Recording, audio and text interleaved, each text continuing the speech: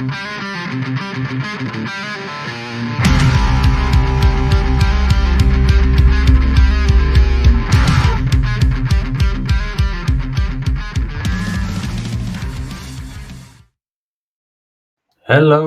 and welcome to the latest episode of the British and Irish Eagles podcast, brought to you by Pashank Avenue and Loch Lomond Whiskies, Season 6, Episode 18.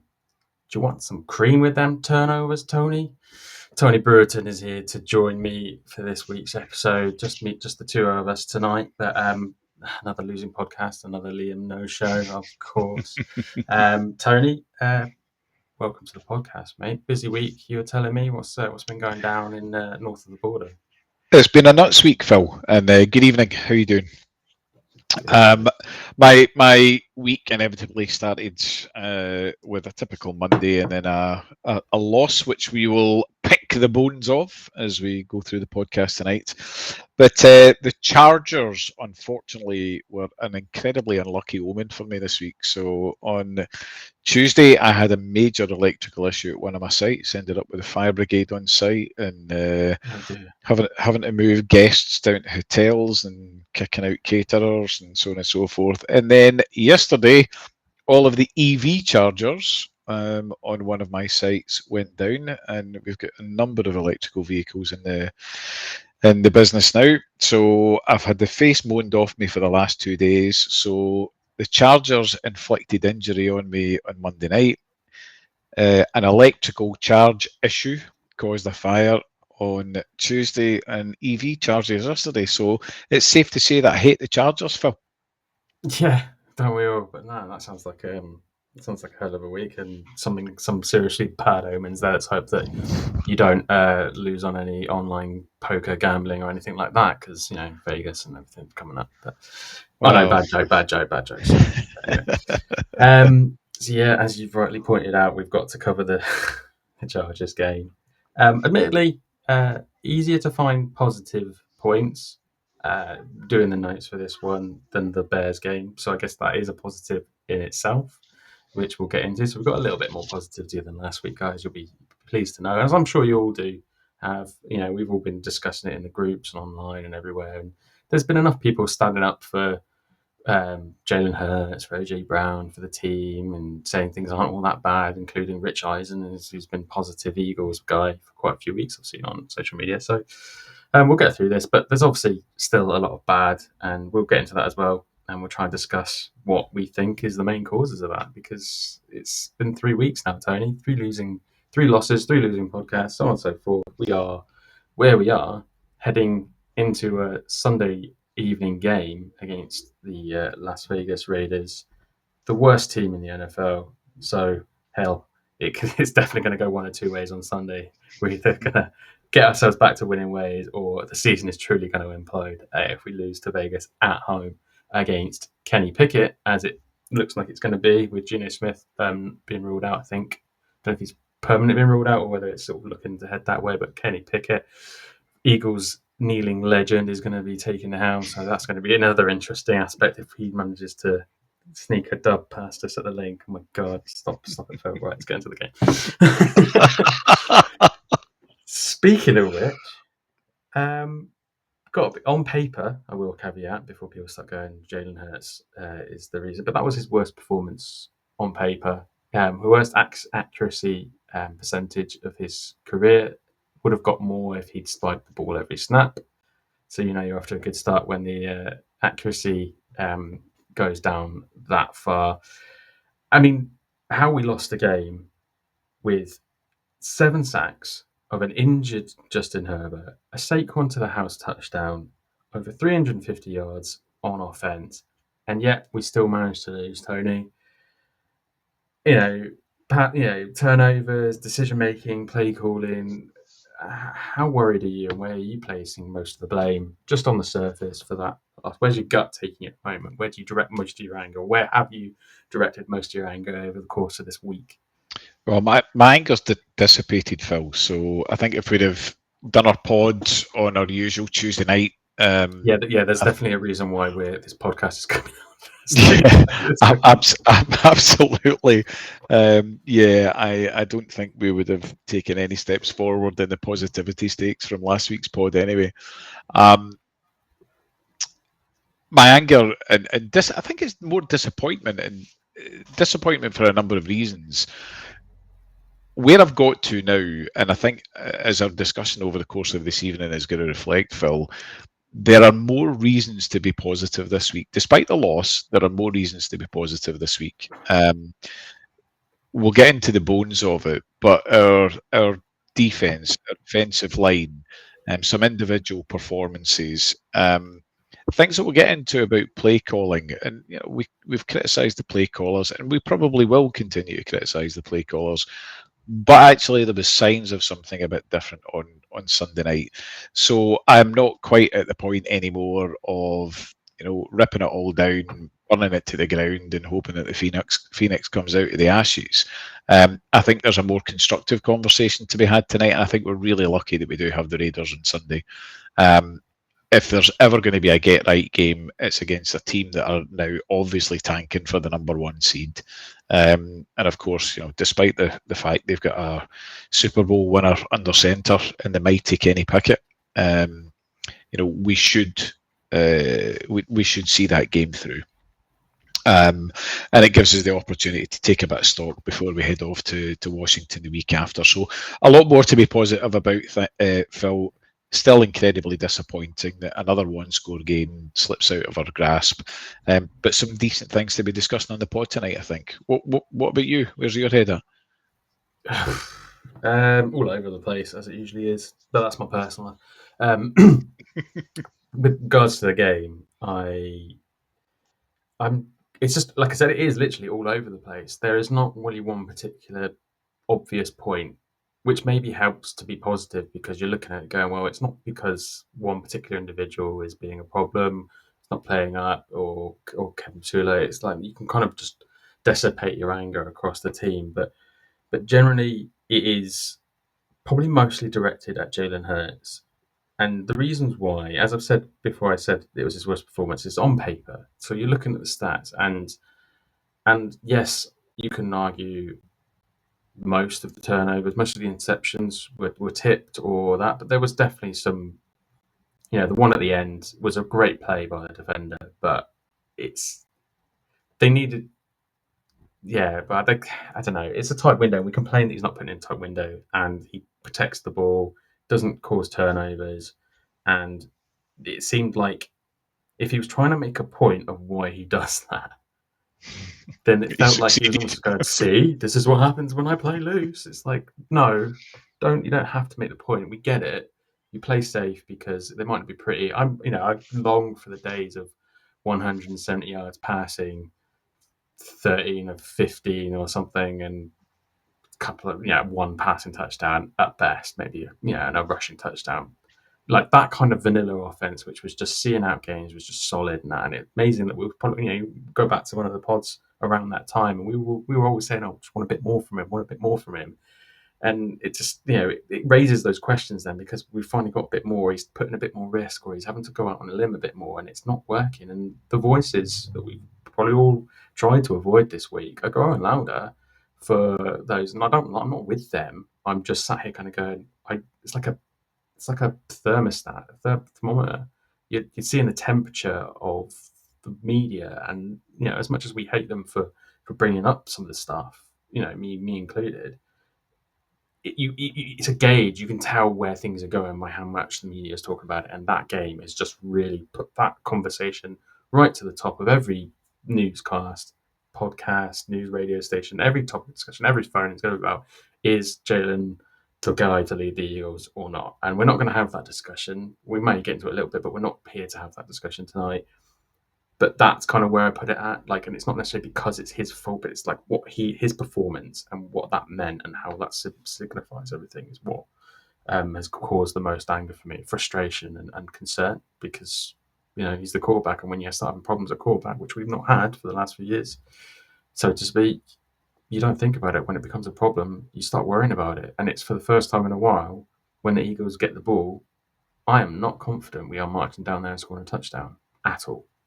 I am back to the Carson Wentz days of, God, maybe if we can just eke something out of this drive, just maybe. And we'll get into the really shocking offensive stat that absolutely flabbergasts me in a minute. And it's not necessarily Jalen Hurts one, but obviously he is culpable for that stat. But anyway, that's enough of the overview.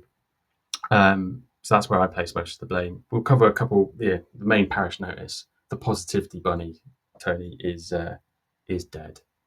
Rest in peace, positivity bunny. 6th of December 2025 to the 10th of December 2025. What the fuck was the point in that? And how stupid, because it said Easter on us. I'm pretty sure it It said did. There fucking was Easter on it. a sign off to the side of it that says Easter. If someone in your work brought that in, put it in the middle of your warehouse, your office, amongst where everyone's working, and went, "Hey, it's the positivity bunny, guys." One, it says Easter and it's Christmas. Two, people are just going to look at you like you're six heads. You're crazy. What the? It's like, this is like, if it's Sirianni, it's a new level for Sirianni. Like, I'm all for his sort of like crazy positivity and blind faith and covering for everyone, but whoever brought that bunny in needs to go with it. In my eyes. And it went, sadly taken out by AJ Brown. Probably one of the few things that the entirety of Philadelphia will get on board with him at the moment is, thank God he took whatever sharp instrument he had to hand and got rid of that bunny, because that was just the worst thing, most pointless thing ever seen in my life. Right. Aside that, we're going to be positive. Yeah. It had to be said. I think everyone needs to know. Everyone's on board with it. If anyone thinks that was a good idea, then yeah, get in the bin with it. Okay, so we'll get into a bit of the bad before we break for a lot and ad read, because I kind of would like to get to the end and do the lot and play of the week before we do. And I think based on the fact that we have some positivity this week, or at least some positive points to go over, we'll end on the positive, because we want to build the positive going into the Raiders game. We desperately need to do that. So we'll cover the bad bits. And Liam, you will be pleased to know the one direction I had in the notes was that AJ Brown should be in the negative, because as we know, Jalen Hurts cannot possibly be the sole focus of our negativity. He wants it to be made perfectly clear that AJ Brown also is. And yeah, obviously he's in the bad as well. But it's also hard to put a guy in the bad column who has consecutively for 3 games now got 100 yards, over 100 yards and a touchdown or 2 in those games. So we finally ask of him to be putting the stats up, throwing the ball to AJ, putting up the yards, putting up the touchdowns. He's doing that, and we've lost all 3. So if you want to draw your own conclusions from that, Tony, mine is that he wants the ball, so he was throwing the ball. Yet about 50% of his targets often look like he's either slowing up, or he's given up, or he's not expecting the ball because he wasn't the first read, so he's not expecting to turn around and see the ball sailing towards him, or something else. Maybe Jalen's accuracy, as we've covered, hasn't been the greatest. So, and some of the throws were great, but some of the throws weren't so great, and that can get tiring as well. But to put a guy with those stats over the last 3 games into the bad column is a bit weird, but it kind of seems like that's where he belongs at the moment still. Tony, what are your thoughts on that one? There's nowhere else that you could have put him this week, Phil.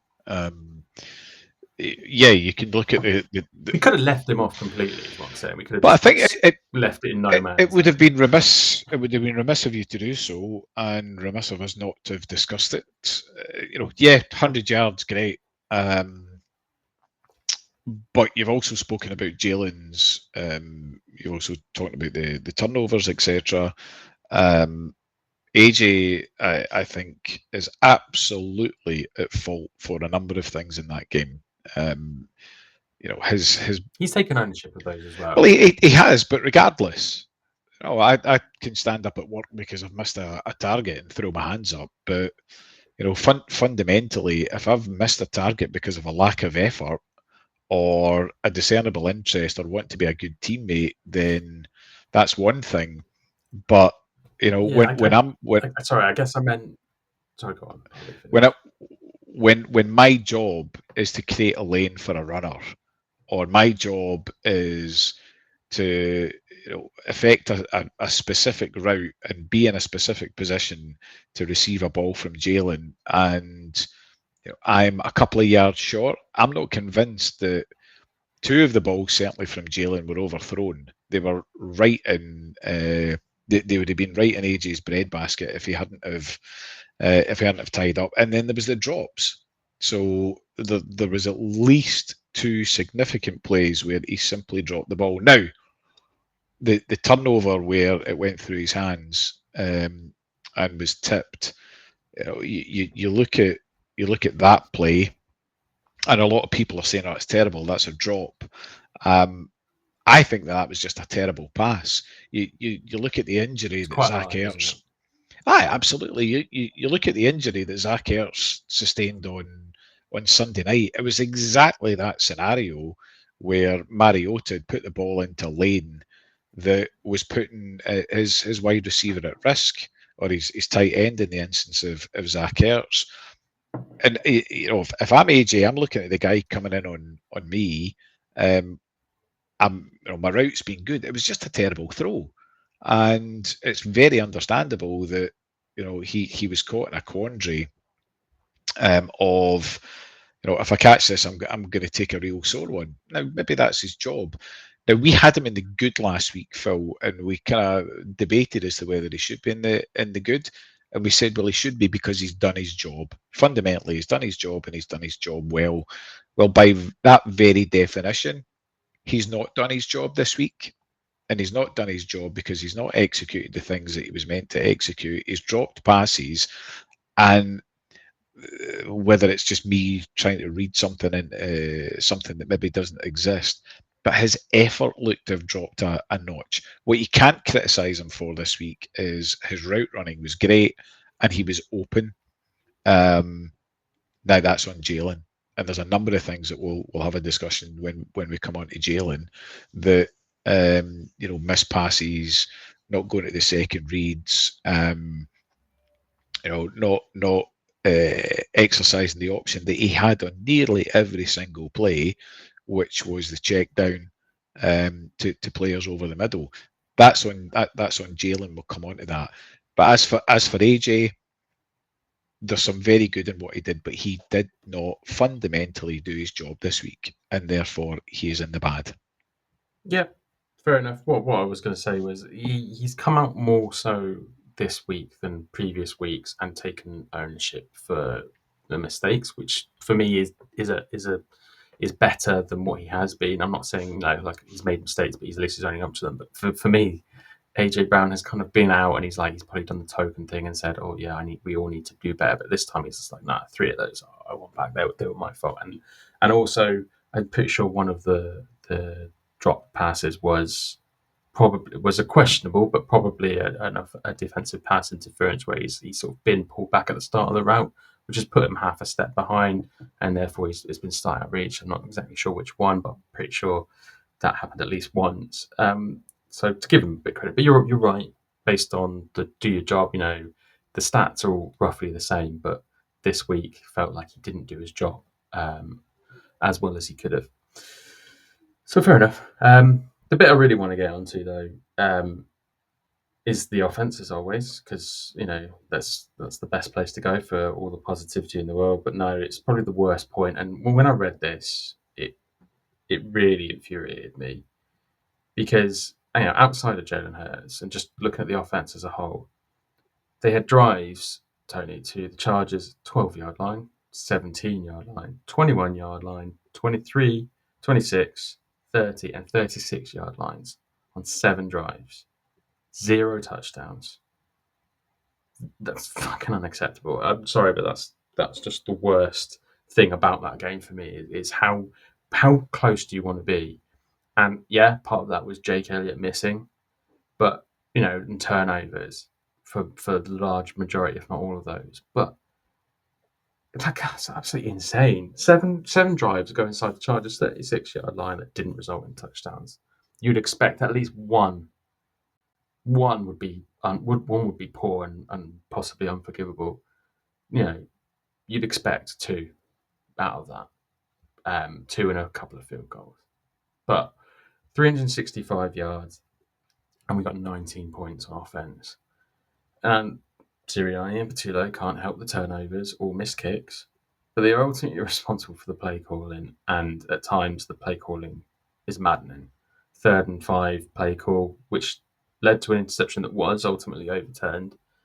It's like, I get it. Sirianni was recording it. It was calling the game a bit more, and you mentioned that things did look better overall.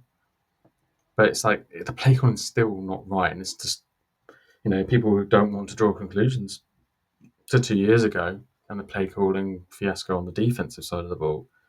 It's just another comparison that you can draw as that it might be a different side of the ball, but still there's just this chaos in the play calling room on the offense. But just the offense as a whole, Tony, maddening, absolutely maddening. Take it Phil, away. tell me this, just on play calling, and I'll come back to some of the positives. Your first and goal on the 3-yard line.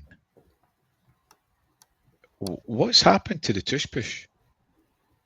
Is this a political thing, or I mean, what's your take on that? Because ordinarily, every single one of us, okay, we weren't watching the game together, and as far as I'm aware, none of us that regularly chat on the pod, we're in each other's company. But I guarantee you, the Eagles fans, almost to a man or a woman, were thinking, tush push if we don't make it, tush push if we don't make it, tush push again. Why aren't we doing it? Could it be? I mean, offensive line struggles and injuries. Lane Johnson not being there, I don't know how much of an impact that has, but I guess we've not got the offensive line um, that we would want doing that. Don't forget, also kind of if you want to go down the conspiracy theory route, there's a very key part of last season's tush push expertise on the Chargers, Mackay Becton. You can argue that maybe he's been happy to say, yeah, this is how to stop it, or maybe the Eagles are Possibly. aware that he's going to know something, so they don't want to rely on it. We saw the fake tush push that led to Saquon Barkley's Mm-hmm. touch. But generally, maybe they're thinking that the league generally feels like they've figured it out a bit more.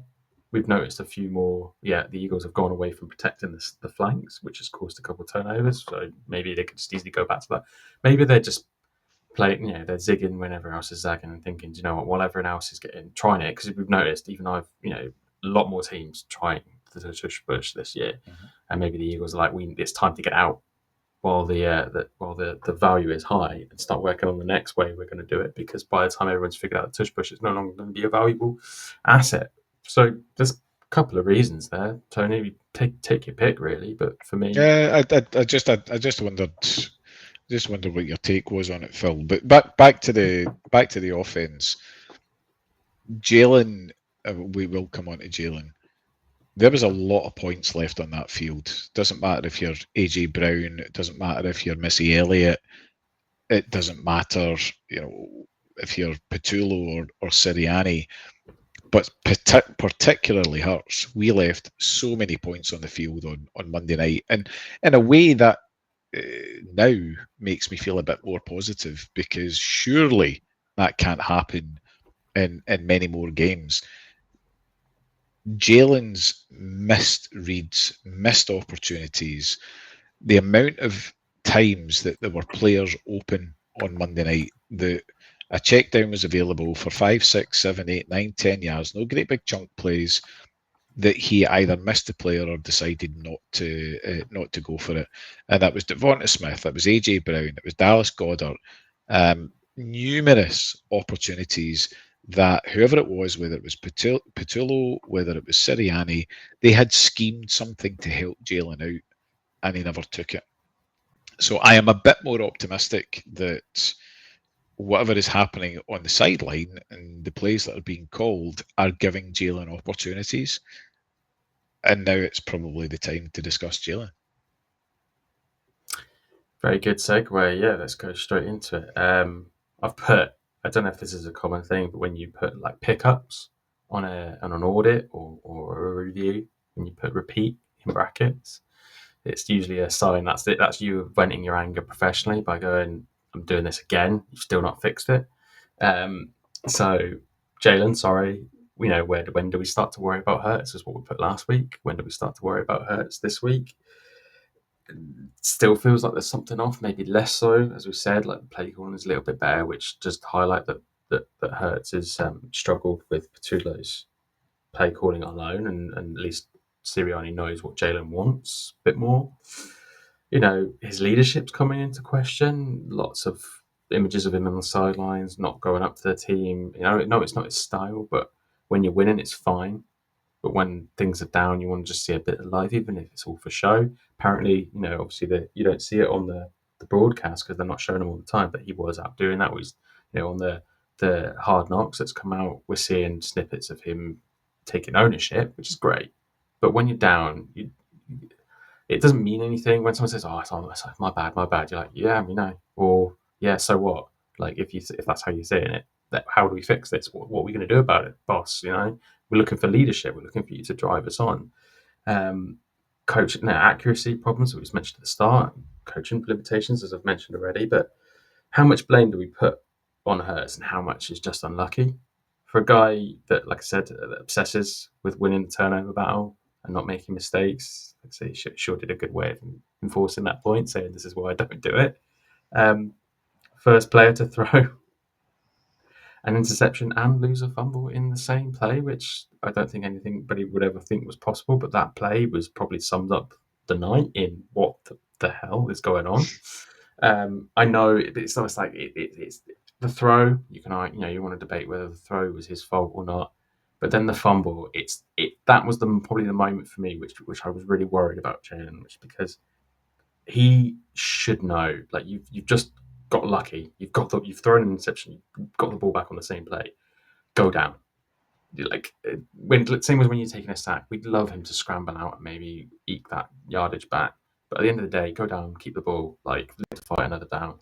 Um, it just felt very almost like the unflappable Hurts suddenly was a bit flustered in that moment. And I get it; it's a chaotic play, but as the quarterback of a team, you would expect better. I think you'd agree.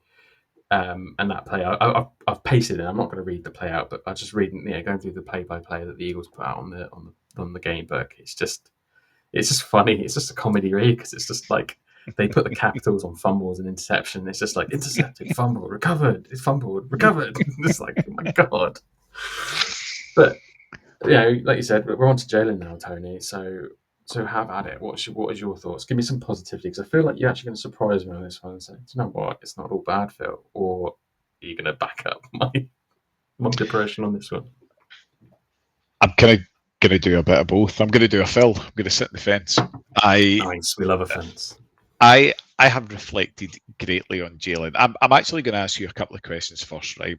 So there is this clamour of, is it Tanner time? And you touched on it earlier on in the pod, and you alluded that we weren't going to go there, but I think we probably should, because I think when I'm listening to pods at the moment, the thing that I want to hear is people's opinions on Jalen and what is actually going wrong. Neither of the two of us, Phil, profess to be NFL experts. We're just fans with a bit of knowledge, right? And we can have our own take. We can have our own perspectives, and we can talk fairly knowledgeably about quarterbacks and Eagles history and so on and so forth. But the big chat this week, as you've said, is it time to twist on Hurts or do you stick on him? So if you were Sirianni, would you be benching him? It's tough. It's tough to say because I definitely thought about it watching the highlights back. I watched the ad-free highlights, so as live as it could be, and there was moments where I was just like, could we see Tanner McKee? Is this one of those games where you bench the quarterback because he's just having an absolute shocker? Did I think it was going to happen? Not really. Did I want it to happen? No, not at all. Because I don't feel like I'm with everyone who says Super Bowls count for anything. Yeah, of course they do. And Jalen is on his day one of the top quarterbacks when he's playing lights out, rushing, running, passing. You know, he can have absolute games like the Super Bowl is probably one of the greatest games that he's ever had. And the dagger to Devontae Smith, just those convincing, comfortable slants to AJ Brown and touchdowns going left, right, and centre. Where's that Jalen gone? I don't know. Is it time to bench him? Absolutely not. The problem is Tanner McKee has shown. real promise and real talent. So I think it's more about the excitement and the curiosity around Tanner than it is Jalen Hurts playing too poorly to be the quarterback of the Philadelphia Eagles. So if I'm Sirianni, no, and he's come out obviously and categorically said that's ridiculous. Obviously, I'm not benching him, and rightly so, because the minute he does that this season, the season's going to really go down in the shitter because Hurts is not going to take that, and Tanner's not going to want to be thrust in mid-season. He may not ever be the quarterback of the Philadelphia Eagles. I think the Eagles would love for him to go somewhere and be a starting quarterback. It just can't be here right now. So I think um, we're stuck. Say stuck. We are with Jalen. Jalen's our guy. We're riding with him 100% for the rest of the season. More than likely for the next season at least. But there's always a line, and it depends if he finds it or not. Whether the Eagles make the switch. I just don't think that line's particularly close. I would absolutely 100% not be benching Jalen Hurts. I think, foregoing the contract situation, I can't see a world in which Jalen Hurts isn't our quarterback for the next 3, 4, 5 years. He's a franchise quarterback. The likes of a Tanner McKee is not our future. Now, the only way I think you can get a better future, and there's caveats to this, the only way I think you can get a better future than Jalen Hurts is if Howie were to pull off an absolute wonder move, a kind of Matt Stafford, Jared Goff type wonder move where there's a team who is willing to swap as their quarterback and a few picks to take Jalen away. But who would you actually be happy to go and get? Kyler Murray? He's not the future of your franchise. The way that Lamar Jackson's playing, I wouldn't want Lamar over Jalen Hurts. Herbert, Stroud, Baker Mayfield. There's none of them that I would want. Now, you would pique my interest if you came along and said that the Bengals were willing to do something with Joe Burrow, or the Bills were willing to do something with Josh Allen. But actually, when it comes to a quarterback ceiling, there aren't many quarterbacks in the NFL whose ceiling is as high as Jalen's is. But equally, when we talk about the Burrows and the Allens, and even the Lamars, even the Herberts, their floor isn't as low. And I think that's the dichotomy that we have with Jalen, is that when he is playing at an elite level, there are very few quarterbacks in the NFL that can match his talent. However, when he's not on it, and right now he's not on it, his floor is so low that we can't carry our way through our way through wins. Despite how good the defense is, I thought the offensive line were better on Monday night. Jalen had time in the pocket, maybe escaped the pocket a bit too early. Is it a confidence thing, or actually do you go back to play calling? There's a few things about Jalen, Phil. So I've spoken about ceiling, I've spoken about floor, and we're going to come on and talk about the run game. One of the things that over the course of the last couple of seasons has led us to believe that Jalen is a unicorn is his ability to run the ball. Now, I put it to you that our run game this year has been incredibly stifled because Jalen either refuses to run the ball and has a deal with Patullo and Sirianni that he needs to slow it down because he's getting a bit older and he needs to protect his career, and you have to protect your asset, your quarterback, and so on and so forth. But if you cast your mind back to last season, and we'll probably talk about being under centre and shotgun formation, pistol formation when we get on to the run game. But if you're a defensive coordinator and you're planning how you're going to scheme up a way to beat the Eagles and to stop the offense, last season you were having to put a spotter on Jalen and you were having to stack the box as well. Jalen's not running the ball. So in effect, you're giving the defense a player back because you're not having to spot, which means that if we're going to run the ball, it's Saquon. So you stack the box, you prevent the run, and all of these inside zone runs that we seem to persist with to give us -1, 0 gain, 1 yard gain. Part of that, I think, is on Jalen. So, what is that issue with Jalen that he's not willing to run the ball, or is it part of scheme? In terms of the play calls, why is it that they are not playing to Jalen's strengths? Whether that is run, whether it's the types of passes, outside slants, deep balls, etc. Why are we not playing more of those? So are we playing to Jalen's strengths? Because I think it's fairly widely known that Jalen is limited in certain passing styles, whether that's a confidence thing, whether it's a capability thing, is pretty much regardless. But are we playing to that strength? I don't know. But he has a huge ceiling, Phil, but he's got a massively low floor. And the problem with Jalen right now is consistency. And if he could hit in between in the middle of that floor and that ceiling consistently, then we'd be winning more games than we are just now. I think he needs to run the ball too. So, Yeah, yeah. I think confidence has a huge amount to do with it. Yeah. I feel like when the chips are down, things aren't going right. He's not maybe experienced enough yet, confident enough yet to basically just crack on and do it.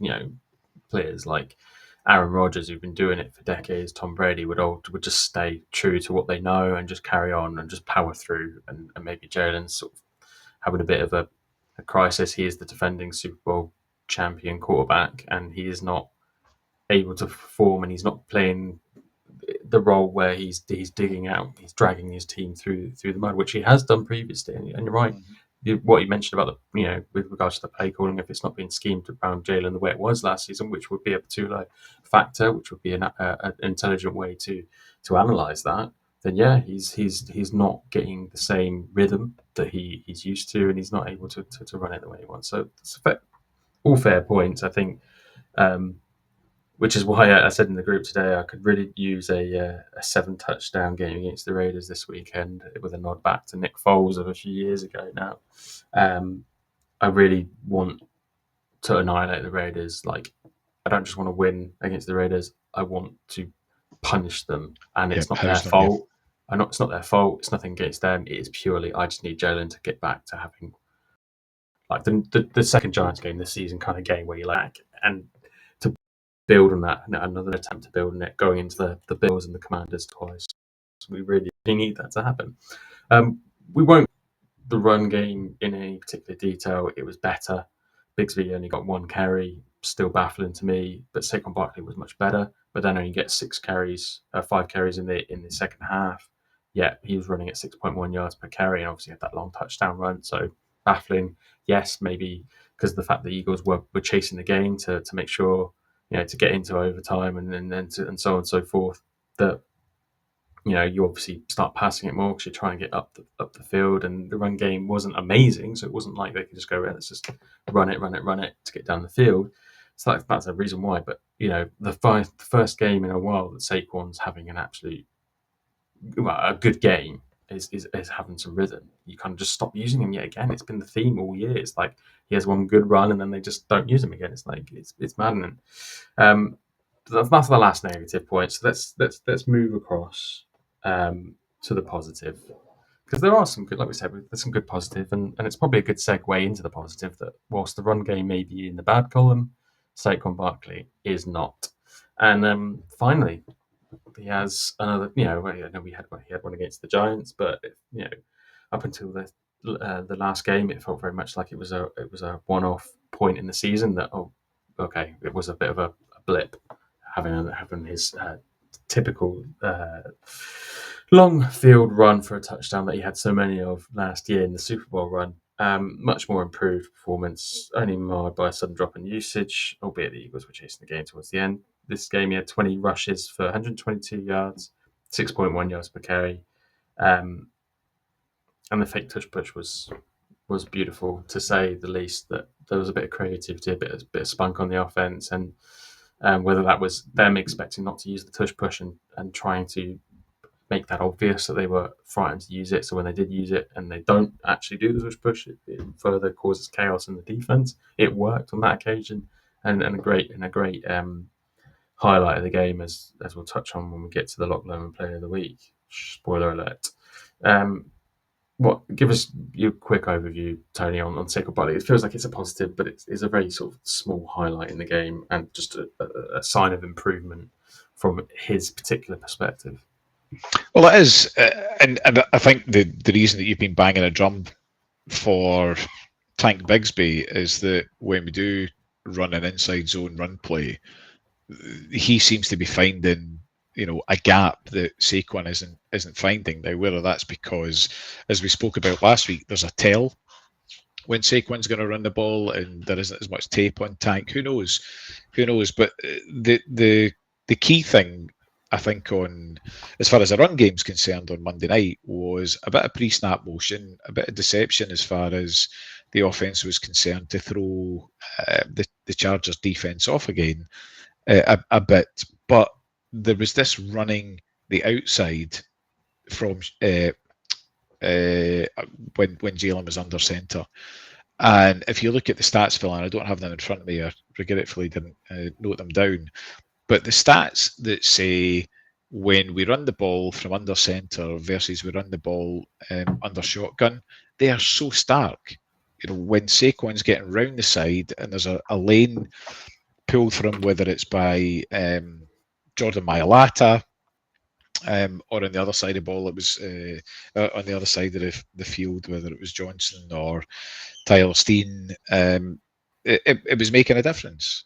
And why we're persisting with this inside zone, maybe it's to kind of soften the defence up and allow those chunk plays to come on the outside, I don't know. But there's something there, and Saquon certainly seemed to thrive on running under shotgun rather than under centre rather than in pistol or shotgun formation. So there's something there, and it was certainly a bit more encouraging. He certainly looked a lot more enthused and energised in a way that he hasn't been for a while.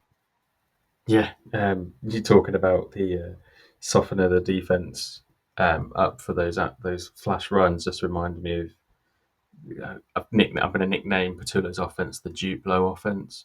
Not quite fully old enough to use Lego offense, but he's getting there. He's building it, but it's not particularly complex. It sounds like a sound offensive tactic, but it's like, is it really a tactic, or is it just like, we'll just hit them, and then when they don't expect it, we'll do something different? Right, cool. Cheers for that, Patullo. I couldn't figure that out either. All right. Sorry to turn that positive into a negative. Let's move on to one true positive. Two true positives. I'm going to touch on Jalix Hunt first because, yet again, had another standout game on defense. A career game from him with 8 tackles, a sack and a half, tackle for loss, 2 quarterback hits, and 1 fumble recovery. I think this season we were looking for him to break out, and he absolutely did this game. He's really starting to put his mark on games. A sack and a half, and the amount of tackles, like especially when the edge is a concern. We've brought back Brandon Graham because of those concerns. For him to be having that kind of impact in the team, especially in our defense, that despite all the negatives that we're saying, is still playing at a really high level and definitely giving us enough positivity to keep persisting with this team. If the defense was as bad as the offense, my God, we would be bottom of the NFC. It's guaranteed. But Jalix Hunt having an absolute baller impact on the team, which is perfectly timing. I know Mick was saying, let's see what I can't remember what Mick said, but he was definitely not thinking Jalix Hunt was going to be as good as he is. But I'm sure he's just as happy as me and you are, Tony, about Jalix Hunt's impact so far this season. Oh, definitely, and it's so good to see him beginning to break out. I think we all had a number of doubts about Jalix Hunt, and we'll come on to another guy who I think is rightly singled out in the good this week. But when you look at some of those defensive performances, the crowning one's probably the one that we'll speak about in a minute, Nakobe Dean and Jalix Hunt, as if he's just taken us through. But some of the stats now, the factual evidence about how well our defence is playing, will come on at the secondary as well very shortly. It would be so easy for these guys just to kind of throw the towel in and kind of point fingers at at Jalen and Patullo in the offense, but the levels of professionalism, the outstanding performances that we had on defense. I mean, there was some ridiculous stat that I read on Tuesday that on average over the course of the last 4 games, that defense is playing 50 more snaps It's than ridiculous. an average NFL defense is playing over the course of the last four It's not games. sustainable. No, so these guys must be gassed, and they must be looking at the offense and saying, "Come on, you need to help us out." But whether it's Jelix Hunt, as you've just spoken about, or Nakobe Dean that you're about to speak about, it's just so good to see these guys breaking out, and you've got to feel sorry for them that they're waking up on Tuesday morning with an L in the column, despite some of their efforts. Nakobe Well, Dean, talk to me. well, I was going to say to you, no, I think you should take it away into Kobe Dean, Tony. Tell us why he's been particularly highlighted on the defense. Is probably as it stands, the downright sexy for this week. Oh yes, no shadow of a doubt is the damn right sex. The guy's come off injury and fairly recently come off injury, and let's not forget how significant that injury was. And it's just incredible how effective he's been coming back into the team. Particularly when you've got the likes of Jihad Campbell, who was playing well, Zach Bond, maybe got off the boil a bit as Zach Bond, but that leadership that he's brought to that area of the pitch, whether it's the corny old adage of leading by example or just the effort that the guy puts in, and I'm just delighted for Nakobe Dean. Going back to when he was drafted and how he fell in the draft board, and he had to be patient and getting out of the team, and then he suffered the injuries and things. But the guy has just been incredible, and in a game like this where there are a number of standout defenders to have had seven tackles, a sack, a tackle for loss, a couple of QB hits, a forced fumble, and be adding to stats that over the course of the last 5 games as a linebacker you've had 4 sacks, and unfortunately for him it could have been 5 of 5 because obviously he whiffed on one, um, to no great harm. And I think he was just absolutely amazed that Kamari Vidal wasn't there and he had a straight run into Herbert on it. But he was outstanding, Nakobe Dean, and for a young guy who is showing so much promise, we've got to sign him. He has got to be at the top of Howie's list in terms of who we're going to sign in the off season. What do you think? Yeah, no, absolutely. I completely forgot about that. That sack that he completely we whiffed on, and it's probably just more of a testament that in spite of that, we'd still be willing to give it. Like he could have had more, and I feel like looking at that one, the only thing I put that down is when you get it's almost like when you get through so easily, you're almost surprised, and also you're very acutely aware that because there's no other players around you, it's just you and the quarterback. If he manages to get that out a split second earlier, sooner than you expect, and you're flying full power at him, and you get the rough and the passer as they always inevitably do, that is the only reason why. And he's not going to. That's not an excuse. I get it. He's going to be like, well, that's not an excuse. I still need to sack him. But it's so difficult, especially in those situations where there's no one around you. So you can't blame that you got pushed or you didn't see what the quarterback was doing. You are literally just running down the barrel of the gun, and the guy, if he gets it out, depending on how what the referees are like, you don't know how likely they are, how trigger happy they are, but you could end up giving 15 yards and a first down. So you can't really put that too much on his doorstep. But as you mentioned, moving on to let's go. Yeah, let's go to the secondary then. So Mm-hmm. forced Herbert to a career low 46% passer accuracy. Yes, we know he had an injury, but it's still his career low. So injury or no injury, the Eagles were going to have a significant impact on that. Adoree Jackson seems to be getting better game by game, so that's worthy of a note. We were just absolutely slating him at the start of the season, rightly so. Now, got an interception in this game, 5 tackles and 2 passes defensed. The guy is contributing, which is great because we really it's a big concern. But actually, maybe the cornerback position is going to settle down nice enoughly. to allow Q to lock his side down, and Dory's not going to be um, the a liability that he maybe was at the start of the season. So that's good. Q, don't really need to mention him having his typical lockdown game. He's establishing himself as one of the top quarterbacks in the game, no doubt. And Epps, Alex Epps, coming back off injured reserve, signing for the Eagles on injured reserve, finally comes back and has a significant impact in the game where the safety position also is not the strongest. The players that we've got there, not particularly Sean. Obviously, Reed Blankenship, as always, is performing high, but you need the guy next to him to be doing that as well. And Sydney Brown probably isn't that guy. Um, and so on and so forth with injuries and everything as well. So it's good to see that the secondary is getting stronger, even little by little. And that the gaps there aren't as significant as they were before. Anything to add on the secondary? Or do you want to cover the defensive line, Tony? No, I'll quickly touch on the secondary. Q Q remains. We speak about Q a bit. He's not really covered on broadcast, which is quite interesting. And he's not covering broadcast because they're just not targeting him because he's so good. He's having a Pro Bowl season. If he doesn't make the Pro Bowl this year, goodness knows who will. I think PFF stats, he is the number one cornerback in the NFL at the moment, with Cooper DeJean unbelievably at number 2. So that's 1 and 2.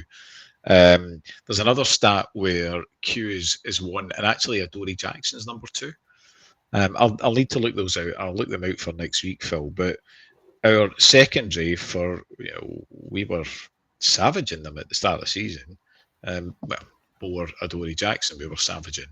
But you're right to highlight him that he's coming onto a game as well, and confidence levels. Whether it's because maybe it's in the Kobe Dean influence, I don't know. Jordan Davis, let's cover O-line now. Jordan Davis, outstanding on Monday night, and lest we forget that Jalen Carter's missing. So when you've got such an influential player, the way that Jordan Davis missing, the way that Jordan Davis locked down the run on Monday night was absolutely superb. So when we talk about the differences between the Bears game and the Cowboys game before that versus this game, there is much less to be worried about given the performance of that defense, and that's top to bottom, side to side, front to back. They were superb, absolutely superb, and I'll just reinforce. I felt so sorry for them waking up on Tuesday morning with that L. They just simply didn't deserve it. How many quick question? How many losses would the Eagles have that so far or for this season if the offense was last season's offense? If it was last season's offense. So if we had last season's offense with this season's defense, I know the defense was elite last season, but I'm talking about how they've been more elite based on how bad the offense has been in kept games. So of the 5 losses that we've had, we would have absolutely won the game on Monday night. Bears game, as we said last week, we're going to cut the defence a bit of slack. Every great unit has got to have a bad week. So let's put that down to the bad week. We would have lost against the Bears. We'd have beaten Dallas in Dallas. We would have beaten Denver. And maybe the Washington game was just a squiff. So right now we would be 11 and 2. Had the offense be performing at those levels, and actually those 2 losses, who knows? Actually, those could have turned as well because the offense would have been on the field for a bit longer, and we could there's a path there that right now we're sitting at 13-0. And that's kind of where I was wondering whether you might go out on the ledge a little bit and say 13-0, because generally, without going much detail on the defeats, the large majority, if not all of them, even the Bears game, I think the Eagles would have had enough. They would have maybe not would have been sat there going, "What a terrible performance!" But we kept them at arm's length and we got out there with a win. I don't think I think the reason why the losses have come from the offense just not being able to get going, be consistent, and be the offense that were last season, where they were just scoring points for fun. Anyway, that was just a question that popped into my head. So we'll just finish on the defensive line before we quickly just give our thoughts, brief thoughts on the Vegas game, and give our lockdown player of the week. I haven't forgotten that one either. But Sacks Ahoy, from my Sailor heritage, 7. Snow White and the 7 sacks. As we've mentioned already, Jedix Hunt got a couple of sacks. Zach Bourne got half a sack. Byron Young chipping in with a sack and a half. Jacoby Dean got a sack, and Jordan Davis coming in with a sack and a half as well, along with 11 quarterback hits and 2 forced fumbles. Just a shout out, like you mentioned, Jalen Carr, big piece missing. To get that many sacks and be that dominant still, you didn't even notice it. Going in, you're obviously worried, thinking how much of an impact is that going to be. It wasn't an impact at all. And imagine if we had Jalen Carr, how even we might have been able to the defense might have had enough to get us out of that one with a win. It's the sad truth about it and they know it. The offense is probably sat there going, man, like, we are the reason why this season is going badly. There is nothing to go on the defense. There's no blame to be shared around outside of this offensive coordination room. So hopefully they can continue that form, because we could really use a lot of sacks, especially when coming up against a quarterback like Josh Allen, who's notorious for punishing defenses that missing tackles, and he's a big guy, and you really need to make those tackles count. So we need that kind of level of intensity and performance going into at least the Bills game, but every game for the rest of the season, however long that ends up being. So, as I said, Loch Lomond Player of the Week. Every last few weeks, I've come to this point and just drawn a blank, and I've had to really think about it and go, oh my God, what good things happened in this game? But obviously, the Saquon Barkley touchdown run is in contention here. Just obviously, by default, the highlight of the game and the only touchdown that we managed to get on the night. And I've kind of gone a little bit artistic license with this one. Vic Fangio and the 7 sacks, kind of like the Snow White quip. But just that whole concept, the 7 sacks, the play, like, it just felt that we were punishing Herbert, and I think that was probably the most enjoyable part of the game, albeit it's spread out over the course of the game. But are you okay with those 2 options, Tony? Do you want to give me a third, or are you happy to? Yeah, I'm gonna give you a third that's not gonna win, but we often talk about the Loch Lomond Play of the Week being one that gets you off the couch and punch in the air and stuff. And there was another one, and it was in overtime where I think we were 3rd and 16, and it was when our busted obviously scored the field goal, and ultimately it didn't end well. But Jalen's pass to Devonta Smith to on that crossing route to take us into a 1st and 10 situation, that was a heart pounding, this is it moment, and it was just a fantastic play. It was a dart from Jalen. It was a great route from Devonta. There was a bit of yards after the catch, and it was we could actually do this moment. So I punched the air, but I'm sorry, Snow White and the 7 Dwarfs, unfortunately, isn't going to cut the mustard. Yep, you took your artistic license. I'm afraid I'm going to deny that. There can only be one Loch Lomond Play of the Week, and that was Saquon taking it to the house to give us our one and only touchdown on the evening. So congratulations, Saquon. You have another Loch Lomond Play of the Week award.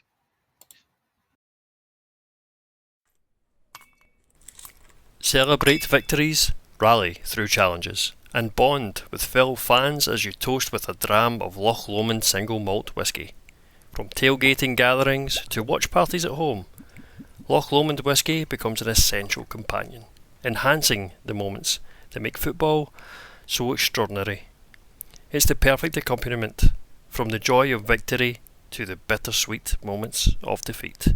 Loch Lomond offer a wide range of malts, with their flagship perfectly balanced, and signature expressions Inchmoan and Inchmuren to suit any taste palette. Celebrate greatness on and off the field this season with a perfect balance of Loch Lomond whisky and Eagles football.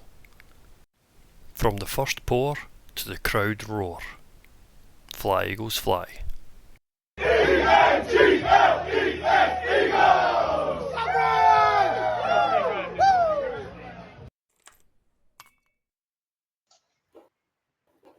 Let me just jump in there, Phil, as a wee reminder that for our Fully Sports International British and Irish Eagles members, we have a fantastic offering from Loch Lomond Whiskies and Glen Scotia Whiskies and Ben Lomond Gin, where if you flick into the newsletter that Phil so kindly pulled together and sent out just at the weekend past, there is a 20% code that you can go into lochlomondwhiskies.com, glenscotia.com or benlomond.com and get that special stocking filler, possibly engraved for a loved one. 20% off on all three of those websites.